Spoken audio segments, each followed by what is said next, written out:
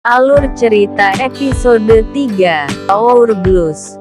Adik Hansu bertemu In-gwon, curhat terhadap sikap Hansu yang tak tahu malu karena pinjam uang darinya.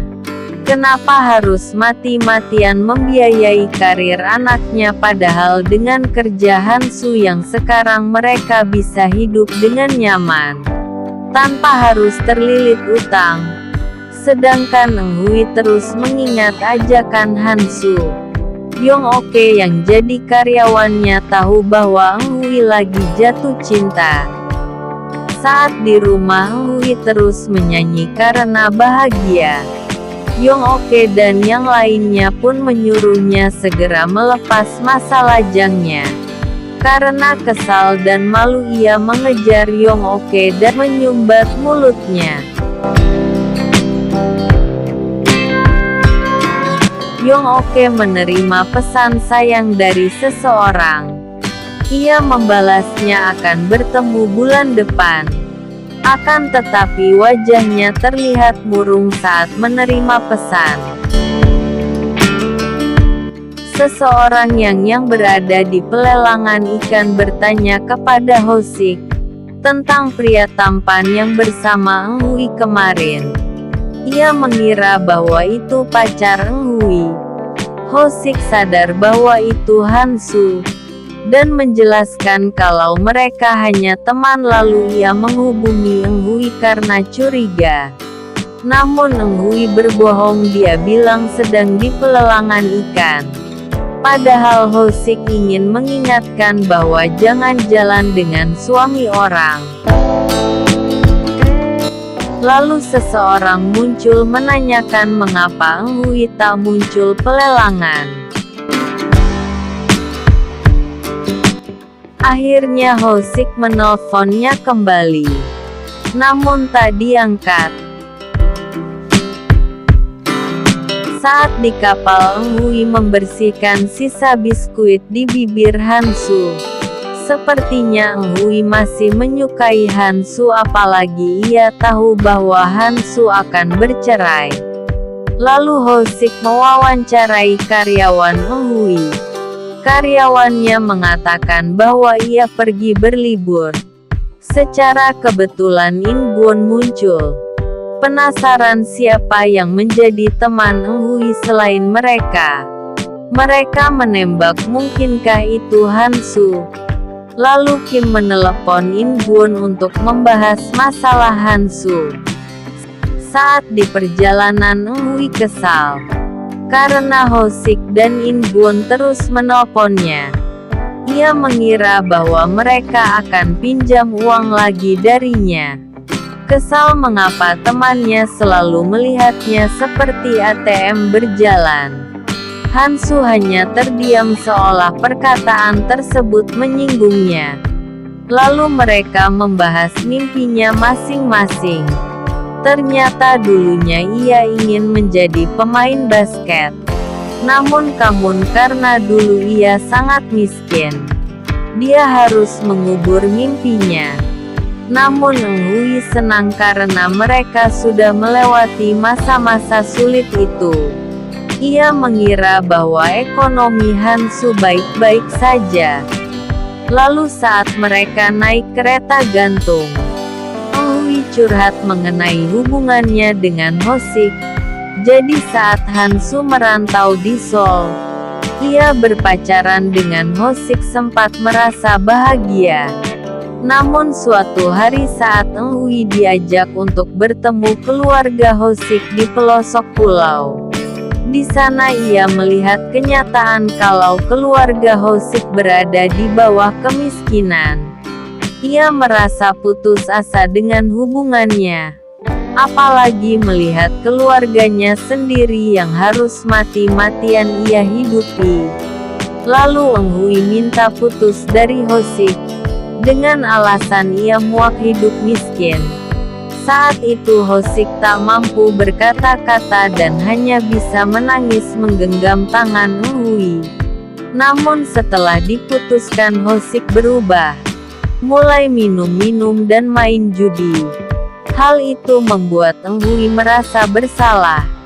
Hansu menarik nafas karena dia merasa lebih kejam, karena telah mengkhianati ibu adik dan mendiang ayahnya. Bahkan teman-temannya juga. Belum juga ia mengatakan alasannya. Eng Hui mengalihkan pembicaraan karena tak mau melihat Hansu sedih. Lalu mereka menghabiskan hari di desa Mokbo, di mana Eng Hui teringat di masa muda mereka, yang sangat bahagia. Saat itu Hansu hanya bisa membeli 2 gulali, sedangkan mereka berlima. Sementara itu, Hansu menggendong Eng Hui, dan Hosik mengejarnya, dan In Gwon kejar-kejaran dengan Mira. Mereka terlihat sangat bahagia.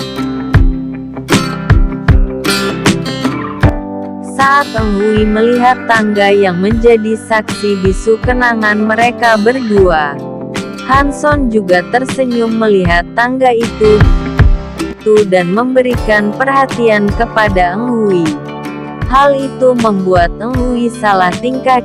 Di lain sisi mereka melakukan pertemuan, sedangkan di lain sisi mereka sedang asyik berdua. Lalu Eng Hui bertanya mengapa Hansu ingin bercerai. Hansu menarik nafas dan berkata kalau ia suami yang buruk. Eng Hui bingung bagaimana bisa ia dinilai suami yang buruk.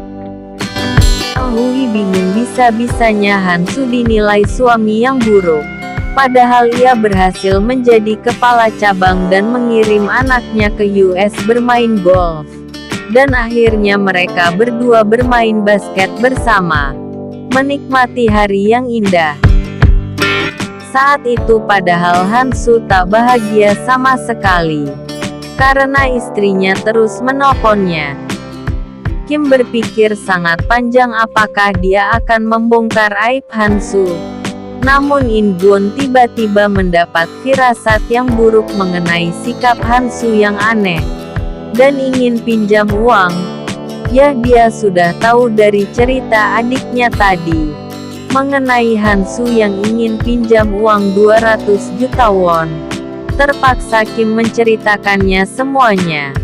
Lalu Hansu mengajak Eng Hui ke hotel bintang 5. Untuk melancarkan aksinya dia pun pamit untuk membeli anggur. Karena lagi sendiri ia pun mengangkat telepon mereka. Hosik segera ceramah. Mengapa ia jalan dengan suami orang? Eng Hui yang kesal mengungkap tak mengapa. Karena Hansu sudah berpisah 7 tahun dengan istrinya. Dan sementara proses cerai. Karena mereka pasang mode speaker semua orang mendengarnya. Kapten Jang sendiri pura-pura tak mendengar hal itu. Karena merasa kalau mereka telah mempermalukan seseorang. Sedangkan In Gwon meminta Kim untuk mencari tahu apakah Hansu benar-benar akan berpisah.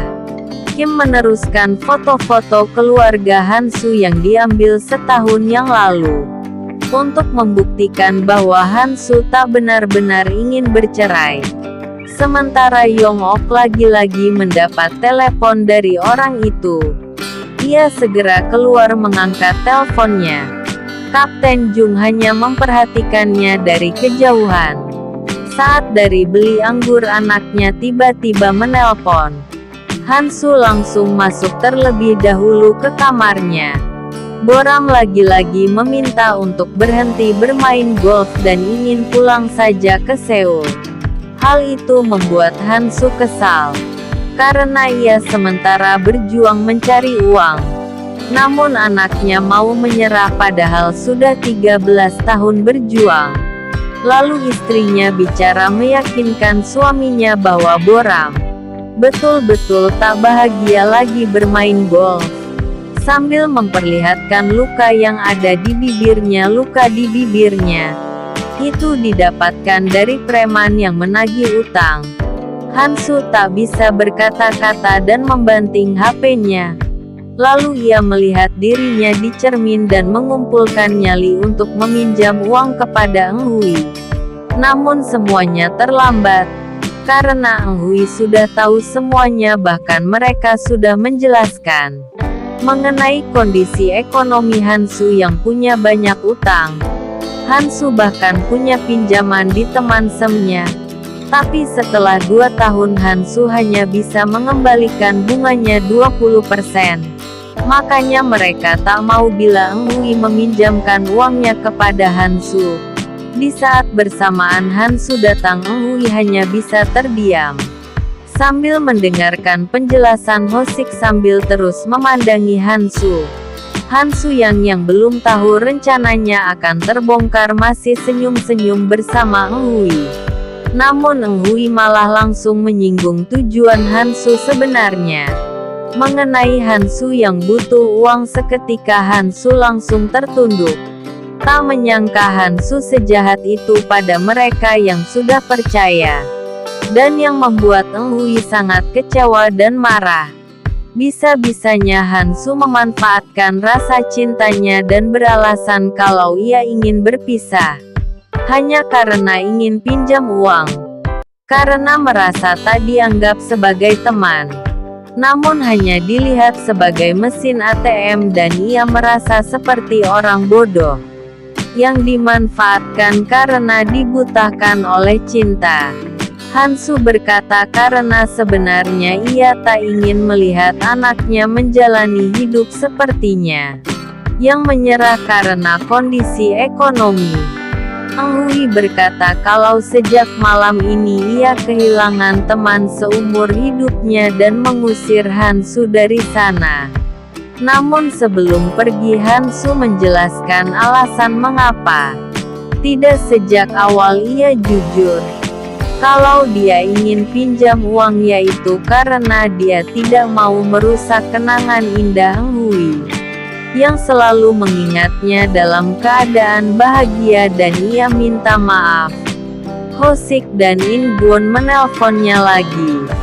Dengan marah Eng Hui berteriak kalau ia tak meminjamkan uang kepada Hansu. Namun yang membuat Eng Hui kesal adalah mengapa ia dilarang meminjamkan uang kepada Hansu, sedangkan mereka sering meminjam uang darinya. Ia menjelaskan adakah teman yang seperti mereka yang membiarkan temannya terluka seperti itu, tanpa tahu alasan sebenarnya Hansu meminjam uang. Dan adakah teman yang meminjamkan uang dengan bunga 20% seperti rentenir? Ia bertanya kepada mereka, apakah masih mau berteman dengannya jika tak punya uang? Mendengar hal itu In Gwon kabur karena merasa apa yang dikatakan Eng Hui benar. Eng Hui berteriak kalau mereka semua tak layak menjadi teman Hansu. Karena Hansu mendatangi mereka karena yakin dengan hubungan pertemanan mereka. Namun yang didapatkannya hanyalah dipermalukan. Sementara Hansu kembali ke Jeju dan mengikhlaskan semua yang terjadi. Namun ia takut jika nantinya anaknya akan menyalahkan mereka. Istrinya menyuruhnya agar tak khawatir. Karena seiring berjalannya waktu impian seseorang bisa berubah. Sesampainya di Jeju Hansu menulis surat pengunduran dirinya.